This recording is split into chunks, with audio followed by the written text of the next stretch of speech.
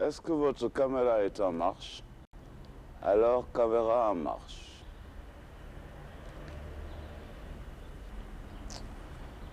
Pour faire du cinéma, c'est simple. Il faut fermer les yeux. Est-ce que vous avez fermé les yeux? Vous voyez des points de lumière. Serrez fort. Les lumières se précisent. Il y a des personnages, la vie se crée, la tête fonctionne, mais pas plus que le cœur. Toute une histoire qui se crée selon la direction du vent que vous voulez. Et puis, on ouvre les yeux. On a une histoire.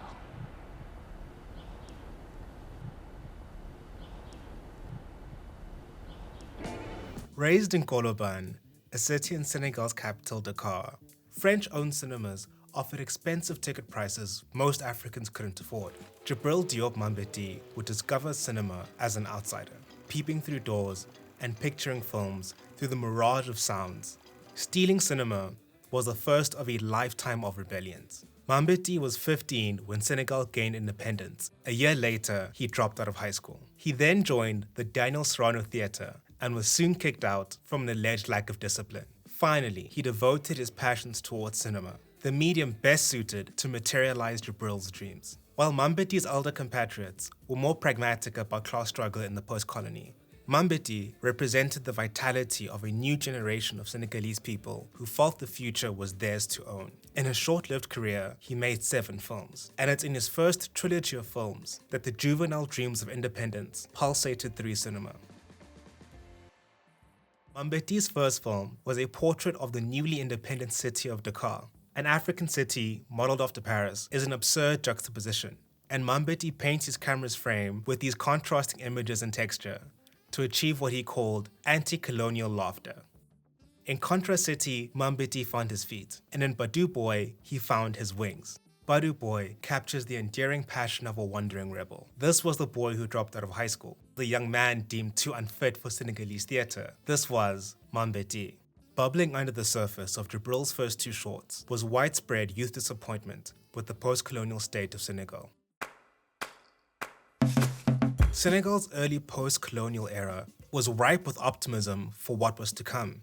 With one of the continent's most stable democracies, led by the culturally prolific poet turned president Léopold Senghor, by the late 60s, the youth had realized that the fruits of the newly independent state were not theirs to bear. So students took to the streets in a multi-day protest that marked the slow death and influence of Senghor's leadership. It's from the soil of this disillusionment that Mambety's crowning achievement would emerge.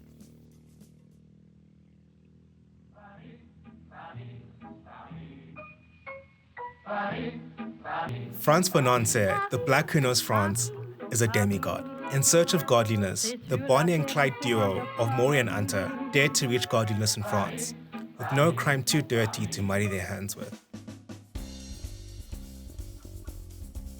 Mambety's work has never been guided by the robust ideological framework of Ousmane Sembène or Merhondo, and this is precisely why Touki Bouki feels like a film with its own wings. The impetuous style of every aspect of Mambety's filmmaking toolkit gives unapologetic flight to the hedonist, youthful, and complicated textures of his main protagonists. The film often escapes into lyrical passages where Mambety explores Moy and Anta's dreams, and the dialectical poetry of the film's editing style portrays the lives of these characters as a condition of underdevelopment, where uplift and progress are continuously interrupted, erased, and retread.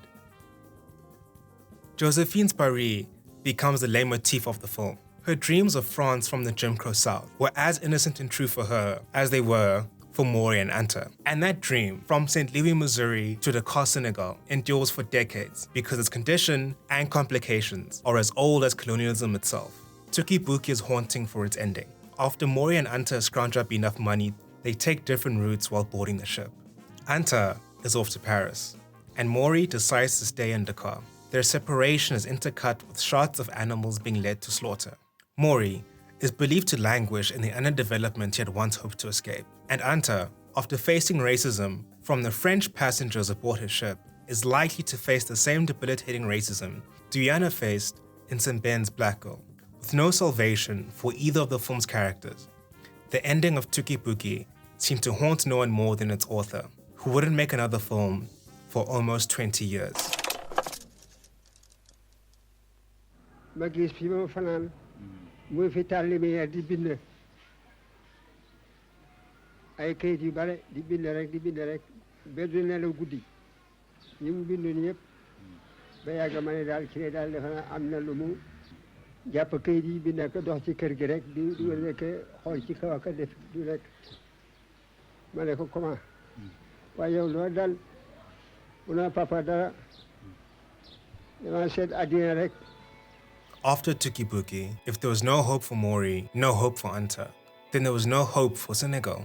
He searched 20 last years to find Maury and Anta again, and he found them in the Swiss play The Visit by Friedrich Dürrenmatt. The Visit is a play about a young woman born into a small village who, after betrayal from her lover, would leave her small town to France. Over time, the young woman becomes fabulously wealthy, and the young man grows into a respected elder. The young woman, now old, returns to her village, adorned with rich, expensive jewelry and servants. She offers to share her wealth with the village, on one small condition: they kill the man who broke her heart years ago.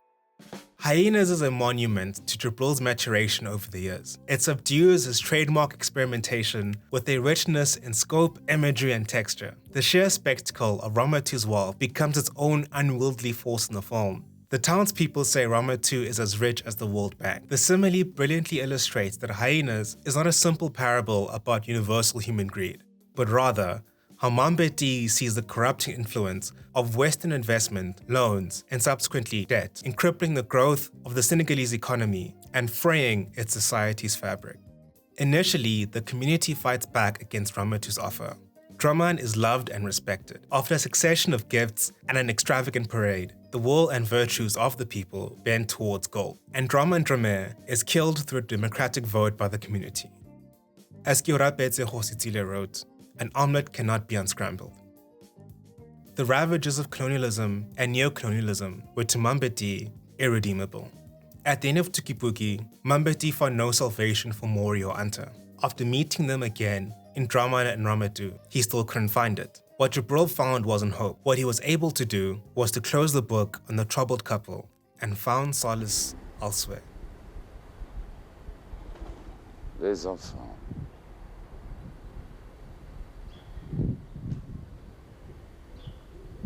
Quand je les vois, j'ai envie de leur donner des ailes. J'ai envie qu'ils nous quittent, J'ai envie qu'ils s'en aillent loin de nos calculs, loin de nos pesanteurs. J'ai envie qu'ils soient des oiseaux. Voyez-vous, les oiseaux n'ont pas besoin d'argent. As damning as Hyenas' picture of modern Senegalese culture was, Mambety had not lost all hope in all people. After his hiatus, he found solace in whom he called the little people of Senegal. Those who are the only true, consistent, unaffected people in the world, for whom every morning brings the same question: how to preserve what is essential to themselves. He set out to make a trilogy of films on little people. The first, Le Franc, is a satire in the vein of Badu Boy about the devaluation of the Senegalese franc. He dedicated his second film to the courage of street children through the story of a paraplegic little girl who manages to become the first girl in her village to sell the popular newspaper Le Soleil. It was during the post-production of this film where Mambety would pass away at the age of 54 to lung cancer. dafa am xale yoo xam ne am nañu jot pour taxawaalu booba nag talu ko woon ndax li tax talu ko papa mi nga xam ne moo ko yar yooyu dafa doonu woon affaire am dafa màgg daal yàlla suñu borom ba bëggaloo ko waaye nag xale lewu ko ndax amul woon jotam jàng masu koo fooy saa yi ñu defaan compo première lay jël masu la jël mukk deuxième ci école masu la am commencé nag si affaire si nees ah ba yàlla suñu borom ba daal moo xam li gën mu defal ko ko ci. It's almost impossible to distill the essence of Djibril Diop Mambety. He rebelled against everything, yet he was obedient in his service towards his beloved working people of the city. He lived through dreams, yet often leaned into pessimism. During Mambety's early career, Senegalese filmmakers fought and succeeded in attaining increased government funding for locally produced films. Touki Bouki was one of its most famous beneficiaries. By the 1980s, loans from the IMF and World Bank came part and parcel with devastating austerity cuts to funding in arts and culture. Senegal's industry strives to re-establish its golden age, and echoes of Mambety's work can be heard across the world. The iconic imagery of Touki Bouki appears famously in Jay-Z and Beyoncé's On the Run promotional videos. The recent Senegalese documentary, Just the Movement, borrows heavily from his dialectical editing style. Mambety's trademark use of dreams and their visual language as vehicles for exploring the interiority of Africans appear in his niece, Mighty Diop's critically acclaimed film Atlantiques and in other contemporary Senegalese films. For the rambunctious son of African cinema, it was not enough that Africans made films about Africans, but that they must be responsible for transforming the limitations of the medium for distinctly African purposes. Djibril Diop Mambety may be the truest post-colonial African filmmaker there ever was, an artist placed within the crossroads in history, in between the old and the new, who instead of frustration, thrilled in the turbulence of his time. Compris? Fermons les yeux. Fermez les yeux. Fermons les yeux. Serrez très fort. On se raconte son histoire dans l'obscurité où pointe beaucoup de lumière. On se raconte son histoire avec des lumières. Alors, si vous voulez voir la lumière, toujours fermez les yeux. Dieu a créé l'univers les yeux fermés. The candle that burns twice as bright lasts half as long. We can only imagine, in honor and mourning, what could have been of a spectacular flame. What we do now is to close our eyes and hope to dream with the same passion Djibril did.